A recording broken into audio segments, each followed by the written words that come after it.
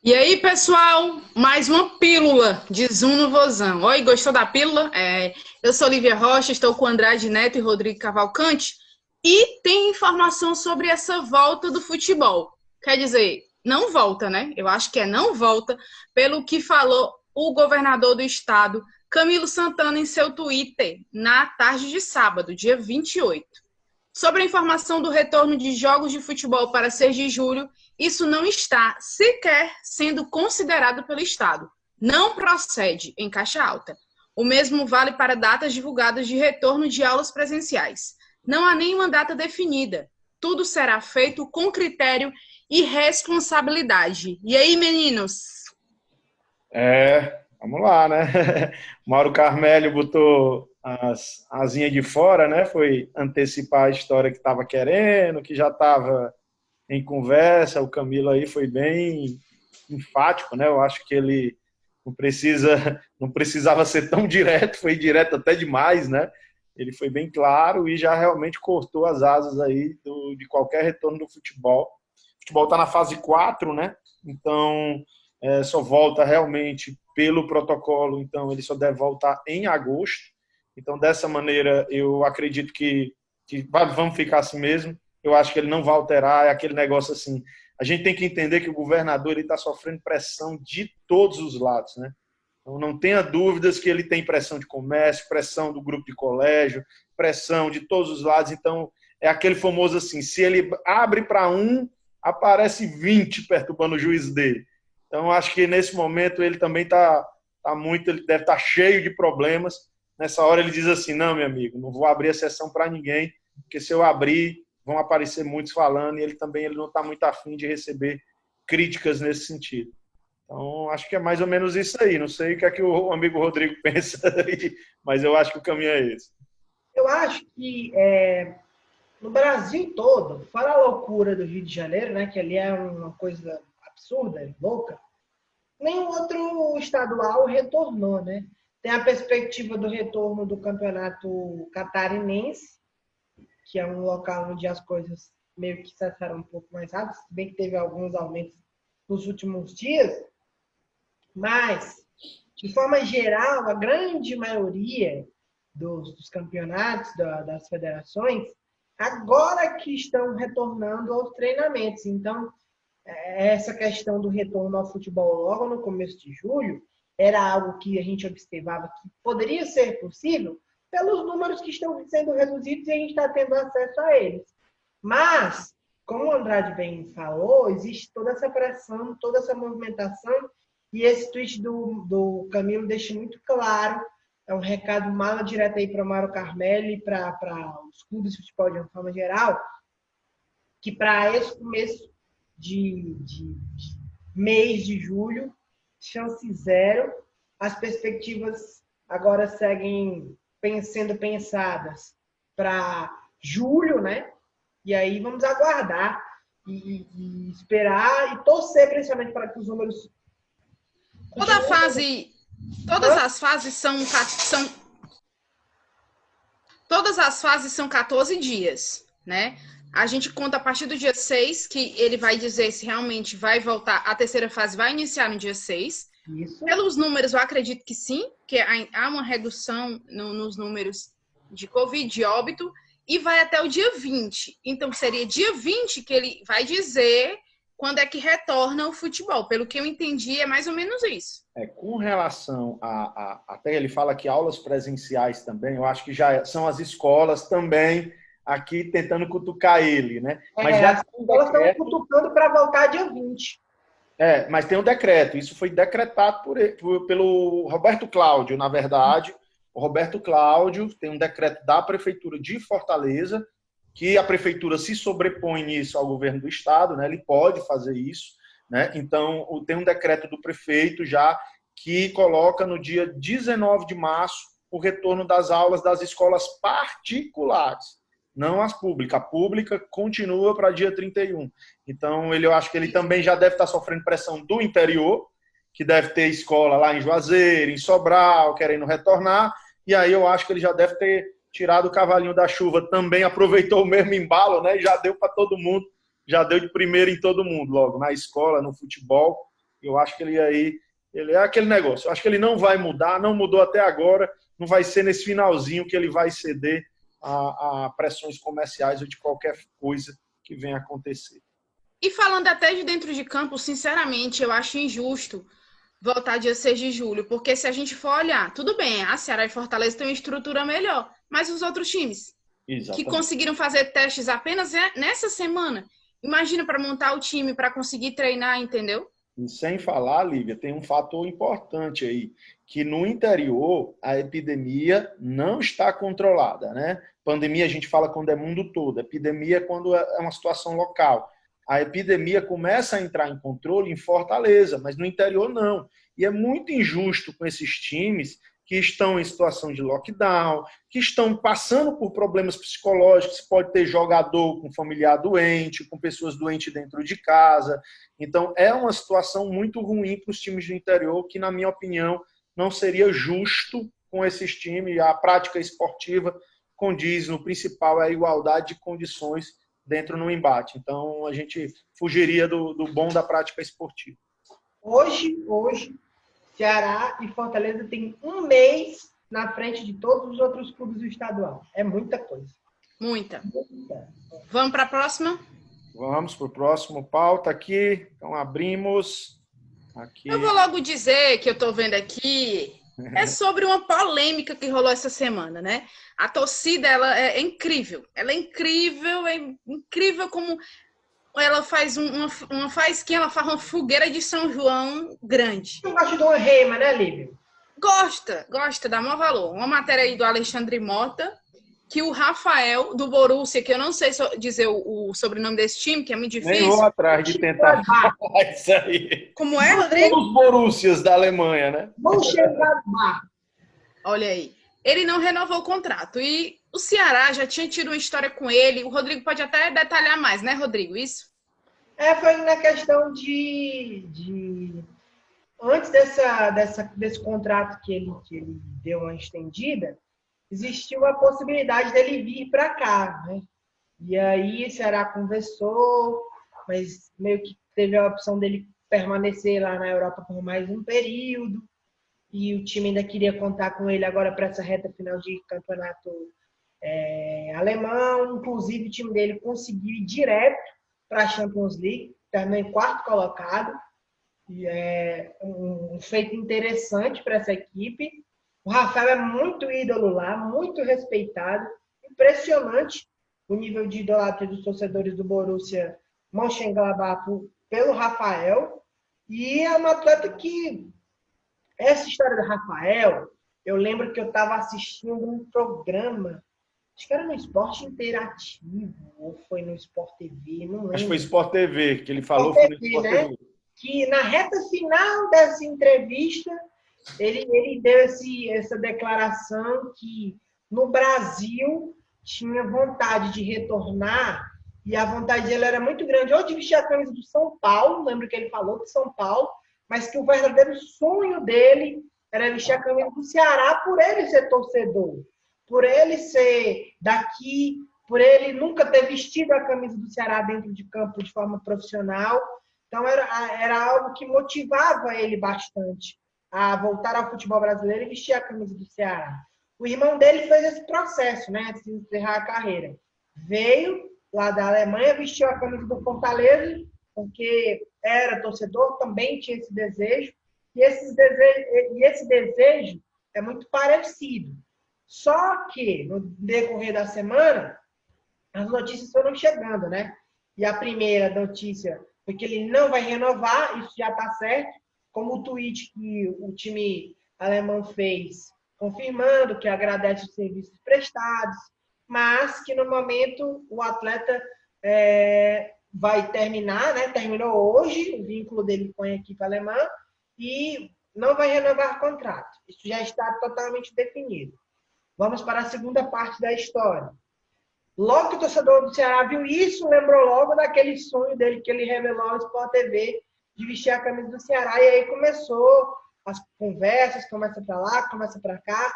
E aí o que se apurou com os empresários dele é que ele ainda tem a intenção de ficar na Europa. A Ceará ficou louca, Se não vier agora, não vai precisar vir mais, não. Aquele menino do buchão que... Tipo o Chaves, quando pede uma coisa pro Kiki, diz, nem queria mesmo, né? Aquela coisa bem assim. A gente entende o torcedor. E tem um pouco... Rodrigo. Tem um pouco de fundamento nisso aí de não querer. Rodrigo. Ele já tem 35 anos, né? Rodrigo, só entrando para falar um pouquinho, o euro tá R$6. O cara tem mercado na Europa. Um salário de um jogador de baixo clero na Europa é 100 mil euros. Um cara desse que joga Champions, que vai jogar Liga Europa, que é jogador importante de clube, é 100 mil euros um salário baixo, entendeu? 100 mil euros é 600 mil reais, meu amigo. Não é brincadeira pra gente competir com isso aí, não. Pode continuar, desculpa. Não, mas basicamente é isso, né? Como eu estava conversando com os colegas, se o Rafael vier para o Ceará, é por querer mesmo dele, porque possibilidades lá na própria Europa, questão financeira, questão de viver num país mais tranquilo, num país mesmo, manter o patamar de vida que ele tem hoje na Alemanha, em outro país lá da Europa. Eu gostei do mais tranquilo. Para não dizer outra coisa, né? Em relação à segurança, em relação à própria situação do coronavírus. Então, assim, se você... vamos pensar como o Rafael. Eu tenho mercado, o euro tá caro pra cacete, como o André te falou aí. Tenho a oportunidade de encher ainda mais meus bolsos de dinheiro e num grande clube da Europa. Eu ficaria por lá, né? Mas eu lembro que no podcast do canal do Rosano, a gente fez uma matéria, a gente fez um episódio, gravamos um episódio, assim que surgiu a ideia do Henderson ir para o Cruzeiro. E aí a gente estava conversando e estava sendo muito racional. Muito racional, o dinheiro, porque isso, tudo levava ele a permanecer aqui. Mas no fim, eu até lembro que eu tive esse insight na minha cabeça de dizer, vamos botar o nome desse episódio aqui de razão versus emoção, e aí depois a gente vai saber o que o Henderson vai decidir. E ele optou pela emoção, né? Pelo querer ir para o Cruzeiro. Então, o Rodrigo está dizendo que o Rafael não vai vir? Não. Porque pode cair na cabeça dele e dizer, até quanto vocês podem pagar aí? O Robson vai dizer X. Então eu vou. Mas certamente vai ser algo bem menor do que o que ele poderia ganhar na Europa. Isso eu não tenho dúvida, ainda mais ganhando em euro, né? Mas o Robson também já falou que não tem intenção de contratar ninguém agora. O clube quer seguir com as finanças estáveis, pagando todo mundo direitinho. Mas acho que o Ceará não vai deixar um cavalo selado, se ele quiser, passar de graça. É um jogador de outro nível, é um jogador de outro patamar, é um jogador que tem mercado na Europa, tá? A gente não está falando de qualquer pé de chinelo, e acho que se for possível fazer uma logística para que ele venha, claro, isso passa totalmente pelo querer dele, acho que o Ceará vai fazer isso, mas acho bem difícil, pelo que o Andrade falou agora há pouco, da questão do Cacau. Com certeza, Rodrigo. Vamos continuar falando de jogador, né? Esse aí já veio, fez história, foi pro rival. E agora, nessa semana... Ele ali se emociona ao falar dele. Deu uma entrevista que repercutiu demais, né? Geraldo prega respeito ao Fortaleza, mas declaro, todos sabem que torço o Ceará. Eu não sabia, Geraldo. Desculpa. Eu não sabia que você torcia o Ceará. Eu conheço o torcedor do Ceará que faz trancinha tricolor, não. Pô, vai jogar, mas não precisa fazer as trancinhas, cara. Sempre também é um jogador que causa muita polêmica, né? Entre os torcedores demais, assim. Eu conversei com o Geraldo para gravar um podcast, você não participou, né, Lívia? Teve um problema particular para resolver. Gravei com o Geraldo há mais ou menos um mês e meio, mais ou menos. E conversou com ele, eu, Danilo Queiroz e o Renato Manso, que é jornalista e radialista lá da Rádio Clube. E aí a gente conversava com o Geraldo, e aquele Primeiro veio as recordações, o momento de 2009, aquelas saídas dele, uma delas foi para o Itubiara, e depois ele volta e contando as histórias.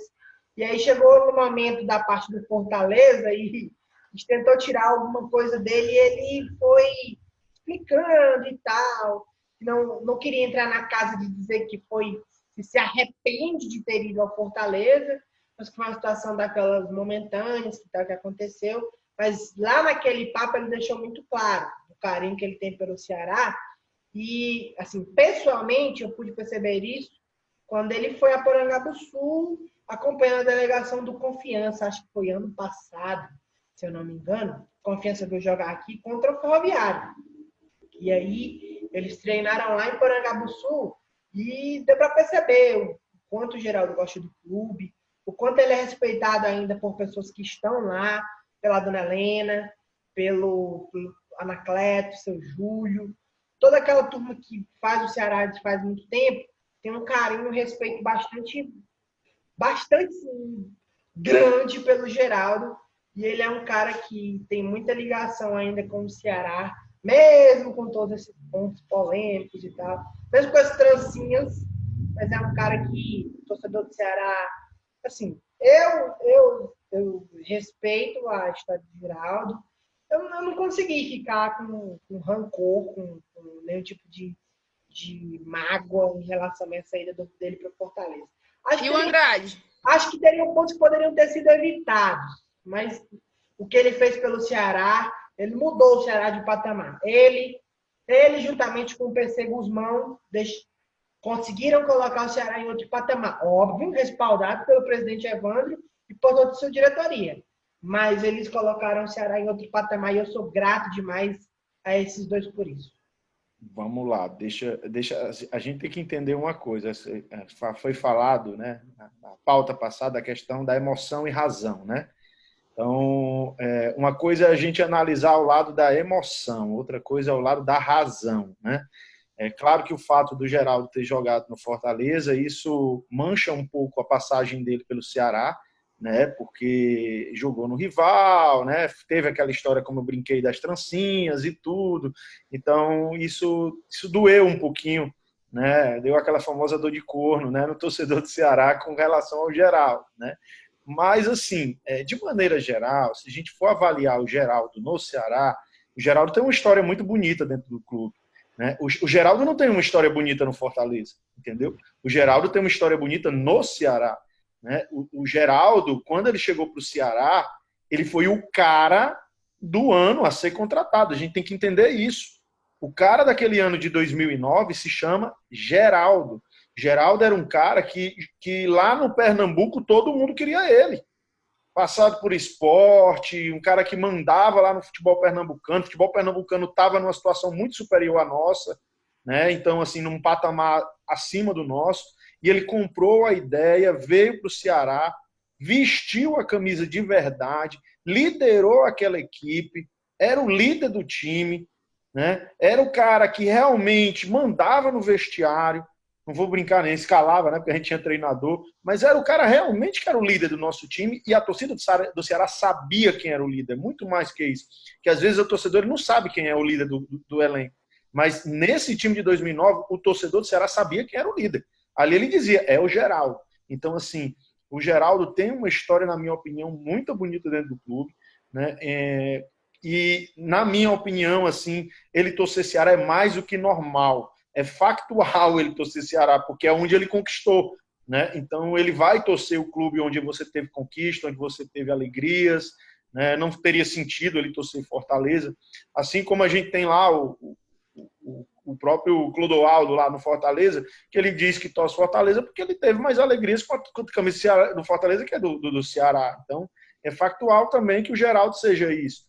E também o torcedor ele tem que compreender também um pouco disso, que o jogador ele vai passar por clubes, né? Ele entender que um jogador ele não vai ser só puro do time dele, que ele vai ter outros clubes, vai jogar, né? Vai fazer raiva a gente em outro clube, e isso passa. Mas o mais importante que eu vejo é que bom que o Geraldo está querendo se aproximar novamente do Ceará.